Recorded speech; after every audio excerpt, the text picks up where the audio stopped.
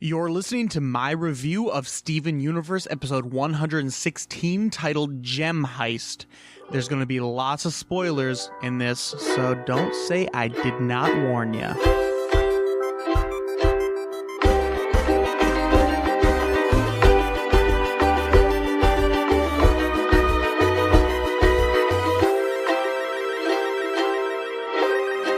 Hello and welcome again to another review of the 5 Steven Universe episodes that I am reviewing from the latest Steven Bomb. This one is going to be a review of the third of the 5 episodes in the Steven Bomb, titled Gem Heist. Very, very good episode. If you have not seen it, I would like to again tell you to go watch it. Again, Daily Motion. Just Google it. You'll find it. Go watch it. You'll enjoy it. This review will make a lot more sense and be a lot more enjoyable if you've seen it. Lots of spoilers. I'm going to go play-by-play, yada, yada, yada. You guys get the drill. If you want to watch it and you're going to listen to this first, then you're just an idiot, and I don't really feel that bad. So this episode is happening... So, the last 3 episodes that I've seen... And that's, 1, 14, 15, and 16 have really happened in such a short amount of time in this universe. The very first one, I'm sure I'm not going to do a big recap of these, but Greg has been abducted. And the last episode was a bunch of filler of them trying to get through space to get to the human zoo that he was probably brought to.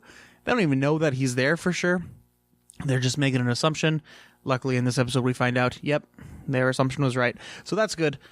So this episode picks up after they see the human zoo in space. They pull up to it in the last episode, and that's where the episode ends. This one picks up immediately after that.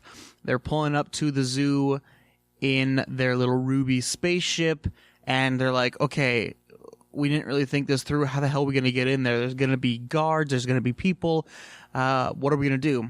So they decide to play the roles that they were technically made for. As you know, gems are kind of made for a purpose. Pearls are basically slaves, which is very sad, especially when you have a pearl that's been free for this many years, 5,000 years at least, and then has to be treated like a slave even for a little bit. Very sad. But, we have Amethyst, that is just the muscle. We have Ruby and Sapphire, which, is Garnet. And they have to defuse and play the roles that they were made for. And then Steven, who looks like a human, basically is a human, has to pretend to be there for, I guess, a sacrifice to the zoo, an addition to the zoo. So it starts off with that. And Steven says... he wants to be known, or he says, I'm going to be Esteban Universidad, which I thought was pretty good, especially because he kind of referred to it a couple other times. Very Hispanic-sounding name, which I thought was cool. If he's going to be some kind of... he could just be Steven Universe, and they wouldn't know the difference, but, if he wants a fake name, he can have a fake name. That's awesome. I don't remember who said it. I think it was Pearl, said, is this really going to work? And Sapphire, who can see into the future, she's the future vision of Garnet. She says, no, but, let's work hard and play it straight and try to change the future. So supposedly she can see the future, but the outcome can change. That's one, I think, big flaw with any future/past or anything like that. The fact that you can change the timeline, it's such a scientific, impossibility. If you can see the future and then change it, did you really see the future? I don't know. That's such a big question. Much more deep than a Steven Universe episode is going to get into, but I just wanted to mention that I have very deep thoughts, and I'm a very intellectual person. I would like to stroke a kitten by a fireplace and explain to you the inner workings of a black hole. But we do not have time for that. We are reviewing cartoons today. So they get off the ship, and here they go pretending to be, what they're made for, which obviously is going to be very awkward because they haven't really done this in who knows how long, maybe ever, I guess Amethyst case. So they get off the ship, and Steven says, "You'll never cage me, you rockheads," which I think should be a quote that we use often. I think in everyday life, you should go around saying, "You'll never cage me, you rockheads." And it can be about anything. It could be something, about something serious like politics, or it could be about somebody trying to give you a shift at work and you don't want to take it, and you'll say, "You'll never cage me, you rockhead." I think if you can add that into your day-to-day vocabulary of phrases, do so. I will be so proud if I hear somebody quote that naturally to me. I will probably lose my mind. So they go up to who they meet first is 2 Amethyst guards at the door. Amethyst is shape-shifted to be their height and to look like them because she's kind of the runt of the litter. She came out wrong. So she goes up, and these 2 Amethysts are very rude to these people until enter Blue Agate, which we have not seen yet before. This is a whole new character, new gem. As far as I know, it's a new gem. This is the confusing part for me for the episode, and it's just a minor thing, but they say Holly Blue Agate, and they also say Holy Blue Agate, and I can't tell if maybe one is just like a speech-like thing it's supposed to be Holly, but it just sounds like, or it's supposed to be Holy, but it sounds like Holly. I have in my notes here, Holly or Holy, I can't tell. I'm just going to call her Blue Agate, and she's basically, it seems like, the assistant manager to Blue Diamond. So I'm guessing every diamond had their agate. So Pink Diamond probably had a pink agate. Yellow Diamond has a yellow agate. I'm not fully sure, but that's kind of what I'm assuming here. So when Blue Agate enters in to these 2 Amethysts being very rude to these people, she freaks out, saying, "You didn't tell me we were in the presence of a Sapphire." And Sapphire is called your clarity, or your grand clarity. So obviously she's higher up in the gem hierarchy. She's very honored, even from the quote-unquote assistant manager that I called Blue Agate. Supposedly Sapphire is much higher up than even her. So they treat her like complete royalty. The Amethysts that are watching the door, the 2 of them, are kind of like the buffoons. They are mentioned later. Let me see if I can find what the quote was. Amethysts are referred to later in the episode as useless chunks of earth. And Agate does say something about, "Oh, excuse them, they're from Earth." So my question, I guess, from that is, and I've deduced that all Amethysts are from Earth. I mean, they're so far away. They're 70 light years. No, I don't know if it's light years, but 70 human years away, if you can remember from the last episode. And these are from Earth. So maybe all Amethysts were made on Earth? I don't know. But these ones are definitely from Earth, and they're kind of like the boneheaded bouncers at the door, if you will. So I kind of like them as characters. One thing I will say is, not to jump too far into the episode, but once they meet Blue Agate and they say, "Hey, we want a tour of this facility before you take Esteban here," which is Steven, "before you take him to the human zoo. We would like to see, what's going on here. We came all this way." And Blue Agate is very, very willing to show them around because Sapphire is such a high royalty. Said, "Yep, let's go do it. Let's go look around. You 3 Amethysts stay at the door." So the 2 that were already there and our Amethysts from Earth have to watch the door. But what I don't understand, this is jumping farther into the episode, is she doesn't come back. Later in the episode, you see the other 2 Amethysts show up to say that Blue Diamond's on her way, but we never figure out what happened to our Amethyst. Is she still watching the door? I don't know. Maybe that'll be answered in the next episode. Whatever. I was very confused where would those 2 Amethysts just left the other Amethyst at the door, like, "Hey, you stay here. We're going to be right back." Who knows what happened, but I kind of feel bad because she had no idea what she was doing, and they kind of just dropped her at the beginning of the episode and didn't come back to her. Oh, well. So they're going on a tour. And when Steven speaks, Blue Agate cannot understand him.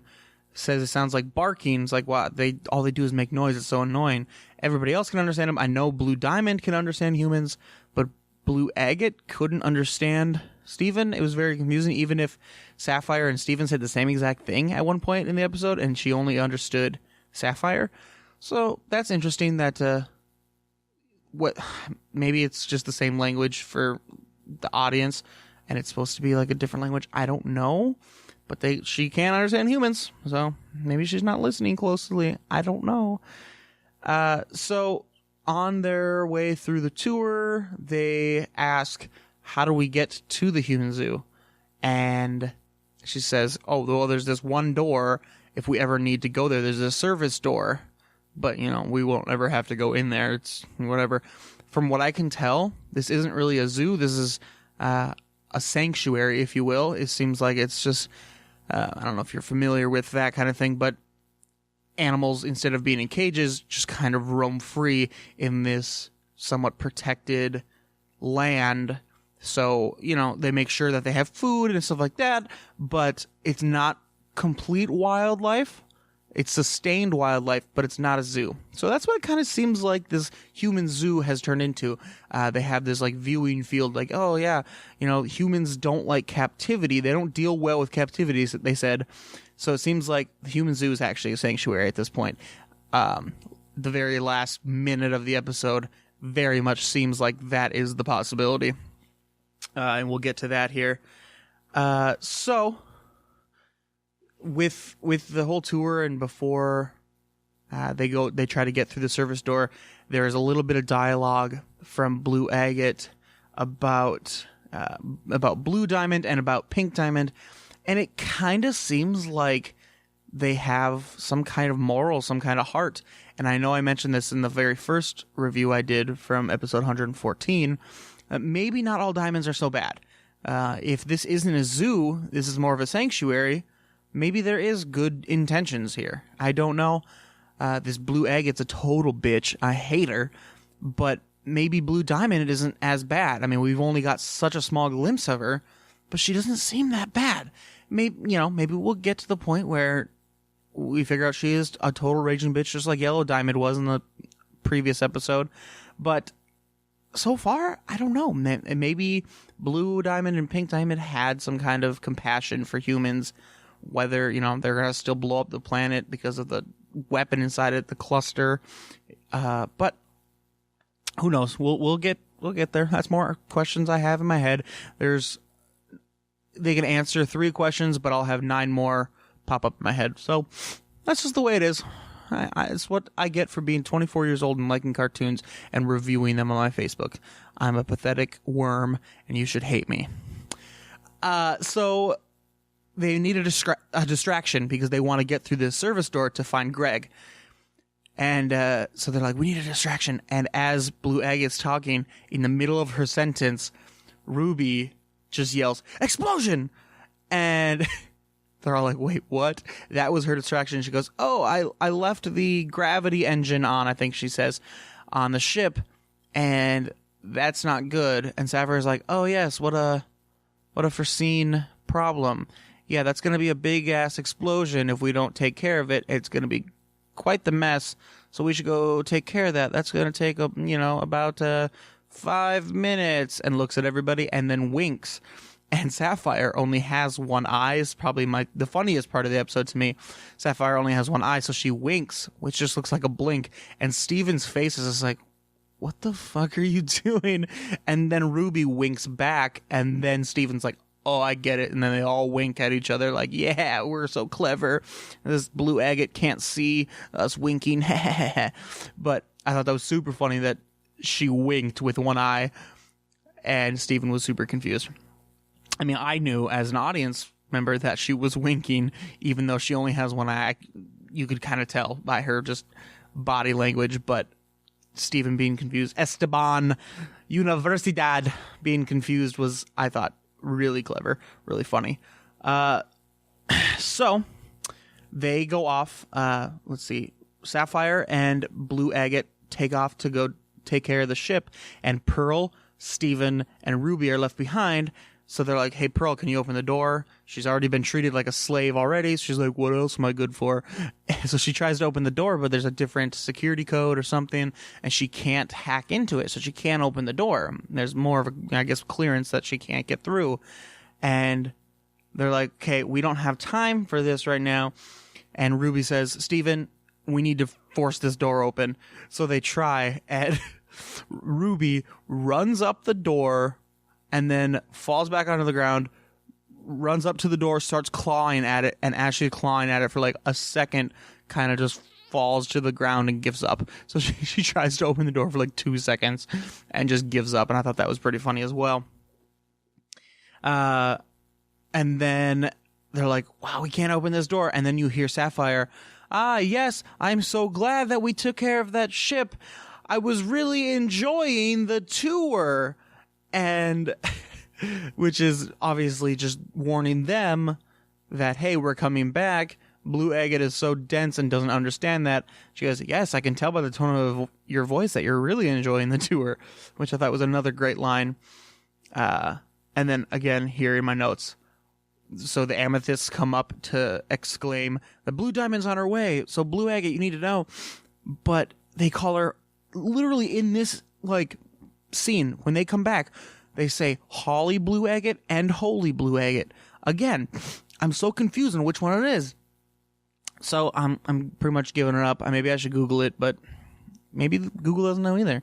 So still, just gonna call her Blue Agate, Holly, Holy. I don't care. So they say, Blue Diamond's on her way back. They're like, oh great. Well then she can thank you in person. So she's really going to be happy that this human's here. They haven't had one in such a long time. Now they have had 2 in 1 week. Like, this is great.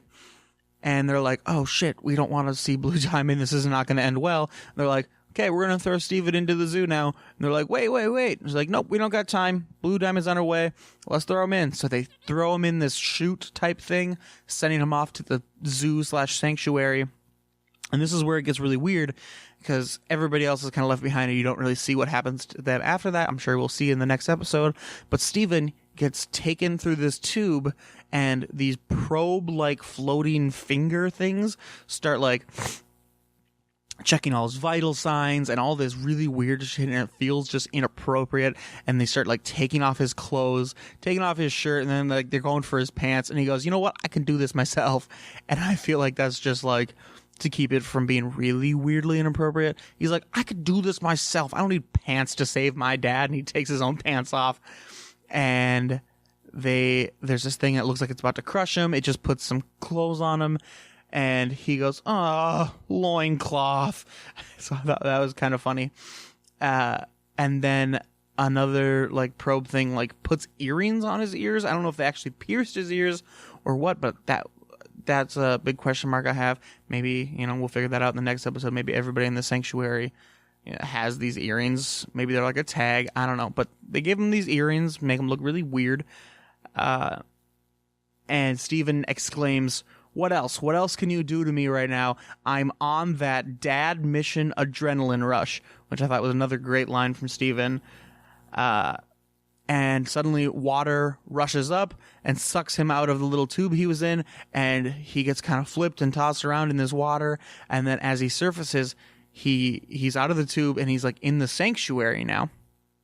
And he's like, wait, where am I? He looks around, and it's just this beautiful, beautiful area, almost tropical. And he looks up, and from behind you see Greg, and you can obviously tell it's Greg from his crazy hair, and he's chilling with 2 ladies because he's a stud, he's a rock star. And the episode ends with him like turning around and I think seeing Steven, and Steven goes, Dad. And that's the end of the episode. Another great cliffhanger. That's what the Steven Bomb is for, I guess. Cliffhangers all together. So that's basically the whole episode. I thought it was really good. I can't say this one's filler. It was, basically all that happened in this episode was they got out of the ship and Steven got into the zoo. That's it. I know that doesn't sound like a lot. These are 11 and a half minutes, but I think enough happened where you learn enough about different characters, about the human zoo sanctuary type thing itself. You learn enough, and it raises enough questions that hopefully can be answered in the next 2 episodes. I'm excited that, Steven and his dad can talk and, figure some stuff out. I don't know, obviously, how they're going to save them. Sure they will, though. I'm glad that Greg is there, obviously. It was a big assumption that he was in this zoo that might not even exist anymore. But of course, the show's not going to put them like, oh, we're going to go out to the middle of space and see if it's still here. Of course, it's still going to be there. It's a cartoon. They're not going to like come up with this idea and then it not pan out. That'd be really terrible writing for 11.5-minute episodes. I think the episode was great. I like it better than the last episode, which was a lot of filler. I think this episode raised enough questions and answered enough questions and brought in new elements enough to make the next couple episodes really, really great. I'm sure I was going to say, if you haven't seen it, go see it, but I've already mentioned that. If you haven't seen it, whatever. I'm done with you. You're not listening this far into it. I do want to mention, it's not about the actual review, but about this audio. When I was recording and I edited the first 2, I noticed a really weird buzzing from my audio interface thing going on here. I don't know if that's going to happen on this one. I'm assuming it will, so I apologize for the lack of great audio. But that's okay. You're still listening. You're obviously ignoring it well enough. I think I'm definitely going to go watch this next episode right now, because I don't got time to wait. I was going to have a guest on an episode. There was some car trouble, so the guest cannot be here, and that's okay. So I'm going to watch probably both of them tonight if I get time. I'm going to watch the next 2 episodes and review them both tonight, and they'll be coming out. Well, this one came out on Wednesday, so the next one, episode 117 will come out Thursday, and 118 come out on Friday.